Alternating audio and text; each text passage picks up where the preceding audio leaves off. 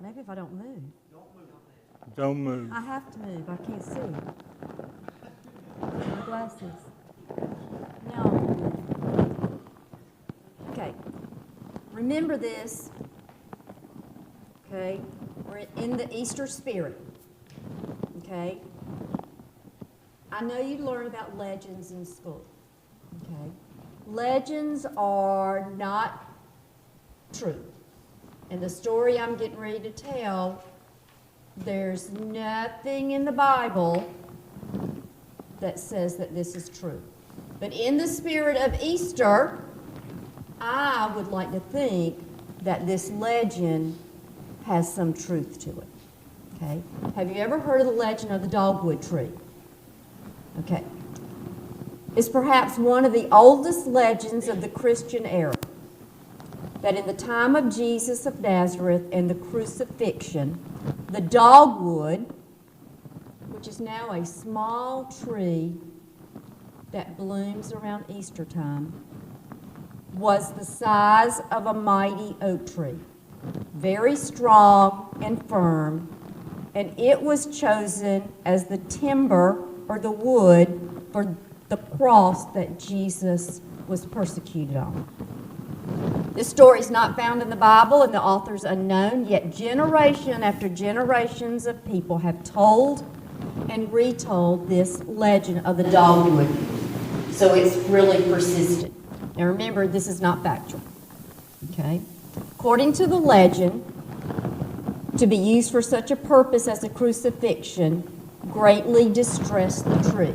So when they used this tree for the crucifixion, it distressed the actual tree itself. The tree was very sad that it had to be used for Jesus' crucifixion.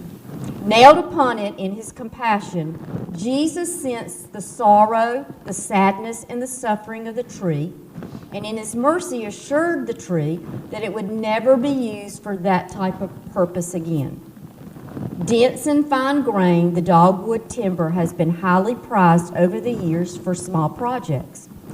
Fashioning the wood into such purposeful things or items as loom, shuttles, tool handlers, canes, mountain dulcimers, and more. This is very interesting, I thought.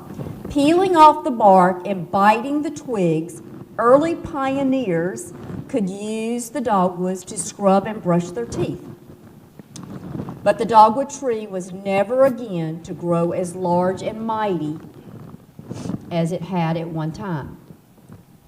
Now, even as a testament to this day, the petals of the dogwood tree,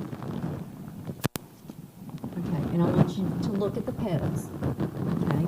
You probably have one of these growing in your yard or maybe in your backyard because you have a wooded backyard, don't you? A lot of times they grow white. You know what a dogwood is now? Oh, you've seen it before? Okay.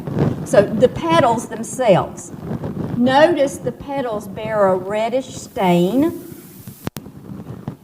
okay, to make us remember the blood and a rusty nail. The middle is very dense looking and prickly looking. It's very strange looking, okay, not like the inside petals. To help us to remember that the crown of thorns that Jesus wore on his head. Okay? So even though this is not based on any truth, it's not in the Bible, with my Easter spirit, I like to think that some part of that is true. Now, do you know when dogwoods bloom? Usually around Easter time. Exactly. So when they burst open and we see that bloom, it helps us to remember the cross, the shape of the cross, the stains on the cross, the nail holes of the cross, and the thorn, the crown of thorns that Jesus wore at the top. Okay. So can we bow our heads for a short? Dear Jesus, help us to remember your crucifixion. Things in nature that give us the spirit of Easter.